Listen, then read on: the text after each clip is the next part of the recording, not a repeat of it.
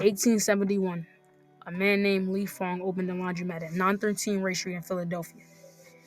Li Fong was an immigrant from China. His laundromat became a safe haven for other Asian immigrants. From there sprung a beautiful community. Today, over 3,000 people live in Chinatown. Additionally, plenty of people outside of Chinatown visit its restaurants, bakeries, markets, and cultural centers. Chinatown's a really important space to me. I made my first friends in high school at Chinatown, and then I used to go there with my mom when I was a lot younger. Yeah, it's a place that I've been going to since I was really young. Like I've been going with my family. I was a little kid. That's where I go to hang out with my friends. All my favorite foods are there. So it's just like a really important place to me and so many other people. When I think about why it's so important, I really think about the words that the youth used during our first couple of meetings, why they wanted to open the center. And, I think its importance is really in, its existence is to really give back and to what we say is nourish the community. And, its space is third spaces like this that are youth and community centers where young people like yourself can come there after school and study, get tutoring, can make some art, can hang out and, sort of be in a space that feels like home. Philadelphia's Chinatown is also a hotspot for cultural events, like the Chinese New Year celebrations, which features a parade, lion dances, fireworks, and traditional performances. For more than 150 years, Chinatown has grown and thrived, but it has also been threatened. For instance, the city of Philadelphia constructed the Vine Street Expressway in the 1960s, which cut a chasm through the heart of Chinatown. When the Vine Street Expressway was proposed and built, there were many Philadelphians who believed the highway was important to connect Interstate 76 with Interstate 95.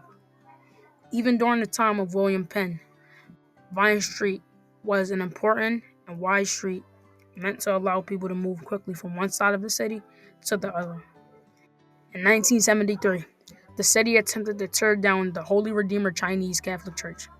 The church was special to the people of Chinatown because it was the only church that was exclusively built for Chinese Catholics. Residents of Chinatown protested and saved the church.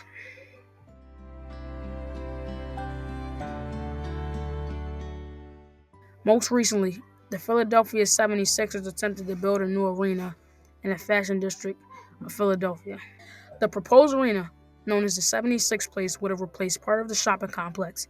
Some Chinatown advocates raised concerns about rising rents, displacement, and the erasure of Chinatown cultural identity. Many residents and business owners feared it would threaten the livelihood of small businesses. This feels like a bad idea. I know this is a bad idea, and I'm surrounded by community members who are this is our home, we're going to get displaced. This entire thing is a very frustrating experience of not feeling heard.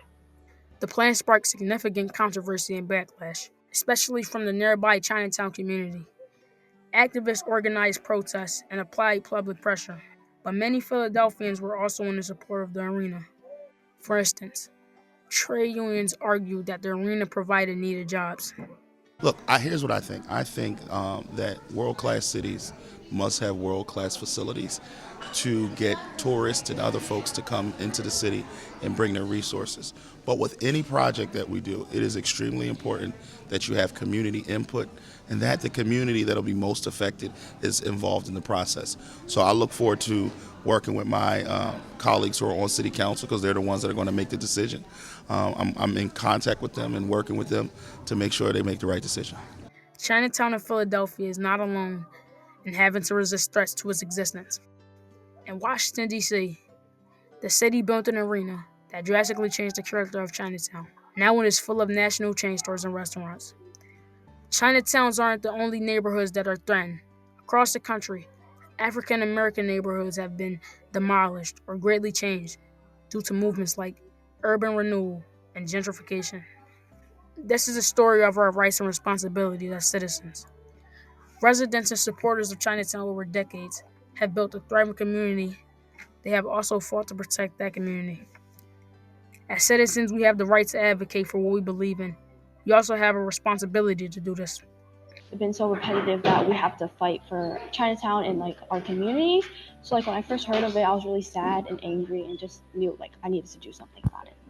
But I also did a lot of work with like within my school, and like I started a club to support like Asian students who felt very like overwhelmed by like the whole like stadium news and just like watching it pass through council. And I like knew that like I was fighting for a community that had already like endured so much. But then there's also a lot of activism that happens at the center. So there's art builds, where we might be making puppets or signs or banners for upcoming protests or rallies.